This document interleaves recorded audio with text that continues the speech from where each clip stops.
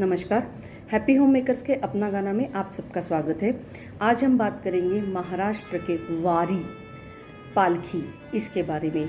ये पालखी या वारी ये निकलती है आळंदी और देहू से और पहुंचती है पंढरपुर तक।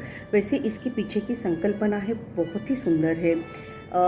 हल्की सी बारिश हो जाने के बाद आफ्टर समर हल्की सी बारिश हो जाने के बाद फार्मर्स बीज रोपण करते हैं और उसके बाद बारिश आने तक वो वेट करते हैं। और ये जो वेटिंग पीरियड रहता है इसमें सारे फार्मर्स पैदल पंढरपुर को जाते हैं।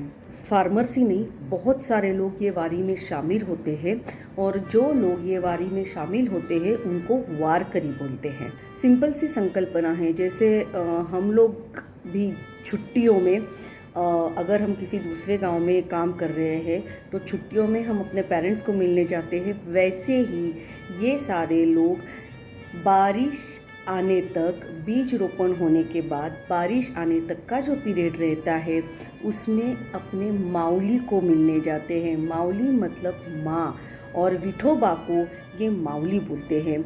और इसीलिए गुरु ठाकुर कहते हैं, जरी बाप साऱ्या जगाचा परी तू आम्हा लेकरांची विठू माऊली।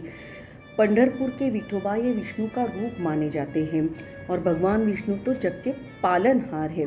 तो इसीलिए गुरु ठाकुर जी लिखते हैं कि जरी बाप सारा जगाचा, आप पूरे विश्व के बाप हो लेकिन फिर भी हम भक्तों के लिए हमारी माँ हो। और इसीलिए माऊली माऊली के गजर में ये सारे वारकरी, ये सारे लोग पैदल आळंदी देहू से लेके पंढरपुर जाते हैं और महाराष्ट्र के कई हिस्सों से लोग पैदल पंढरपुर आते हैं।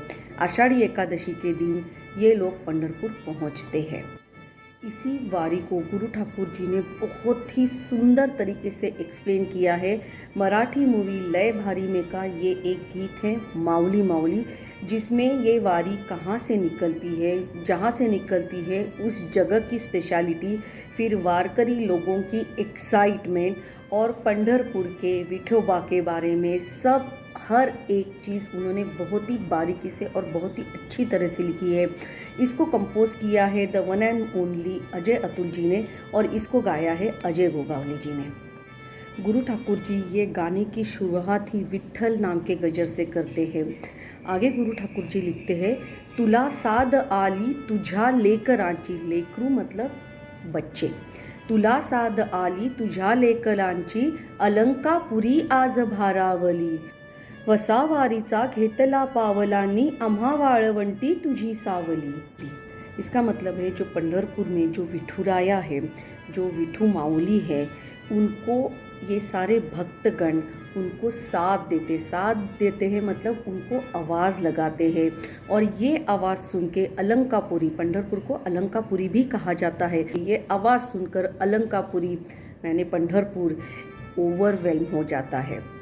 वसावारीचा घेतला पावलांनी, आम्हा वाळवंटी तुझी सावली।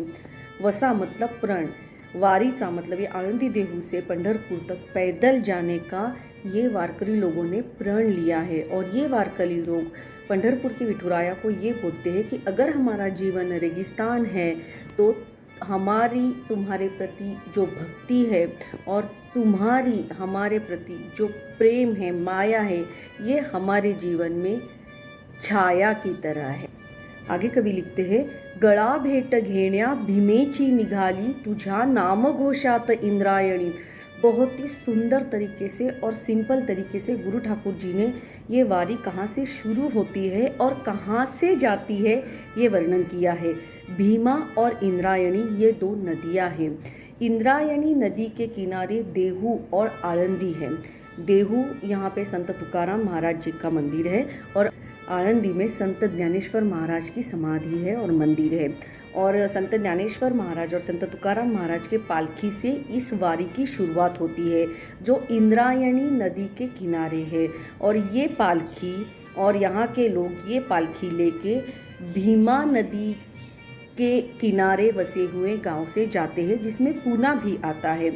कवि लिखते हैं, गळा भेट घेण्या भीमेची निघाली, भीमा नदी के गले मिलने के लिए विट्ठल नाम के गजर में इंद्रायणी नदी निकल पड़ती है। मतलब इंद्रायणी नदी के किनारे जो गांव है देहू और आळंदी, वहाँ से संत ज्ञानेश्वर महाराज और संत तुकाराम महाराज की पालकी लेके वहाँ के लोग भीमा नदी के किनारे जो गांव बसे हैं वहाँ से लेके पंढरपुर जाते हैं, जो चंद्रभागा नदी के किनारे पे है। और जब ये लोग वहाँ से निकलते हैं, भीमा नदी के किनारे बसे हुए सारे गांव के लोग उन्हें जुड़ जाते हैं और ये वारकरी लोगों का महासागर मीलों चलते हुए दिन रात इसकी कोई परवाह नहीं है और मीलों चलते हुए वो पंढरपुर के लिए निकल पड़ते हैं। विठ्ठल विठ्ठल विठ्ठल विठ्ठल विठ्ठल विठ्ठल विठ्ठल, तुला साद आली तुझ्या लेकरांची, अलंकापुरी आज भारावली, वसावारीचा घेतला पावलांनी, आम्हा वाळवंटी तुझी सावली, गळा भेट घेण्या भीमेची निघाली, तुझ्या नाम घोषात इंद्रायणी, विठ्ठल विठ्ठल विठ्ठल विठ्ठल विठ्ठल। आज हमारे साथ जुड़ी है सोनाली शिंदे जी, जो एक सिंगर है और अहमदाबाद और महाराष्ट्र में उनके गाने के प्रोग्राम्स भी होते हैं। गाने की तरफ मुड़ते हैं। गुरु ठाकुर जी आगे लिखते हैं, भिडे आसमंती ध्वजा वैष्णवांची, उभी पंढरी आज नादावली, तुझे नाव ओठी तुझे रूप ध्यानी, जीवाला तुझी आस का लागली, जरी बाप साऱ्या जगाचा परी तू, आम्हा लेकरांची विठू माऊली। भिडे आसमंती ध्वजा वैष्णवांची, ध्वजा मतलब ध्वज, वैष्णव वारकरी लोगों को वैष्णव भी कहा जाता है। इनके हाथ में केसरी रंग का एक ध्वज होता है और ऑलमोस्ट हर एक के हाथ में ये केसरी रंग का ध्वज होता है और ये केसरी रंग का ध्वज लहराते हुए ये लोग वारी चलते हैं, पूरा पैदल चलते हैं और ये केसरी रंग से पूरा आसमान तक भर जाता है। उभी पंढरी आज नादावली, पूरा पंढरपुर पूरी पंढरी तल्लीन हो जाती है विठू नाम का गजर सुनकर, और ये जो पूरा आसमान तक केसरी रंग के ध्वजों से पूरा जो भर जाता है वो सब देख के पूरा पंढरपुर पूरा महाराष्ट्र तल्लीन हो जाता है। तुझे नाव ओठी तुझे रूप ध्यानी, जीवाला तुझी आस का लागली।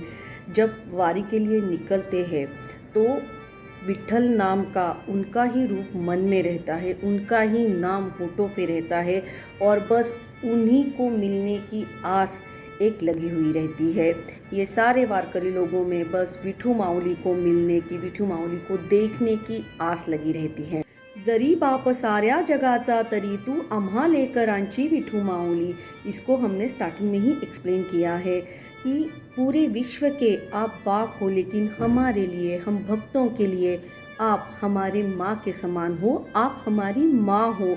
और इसीलिए कवि लिखते हैं, माऊली माऊली रूप तुझे, आपका रूप जो है वो हमारी माँ के समान है।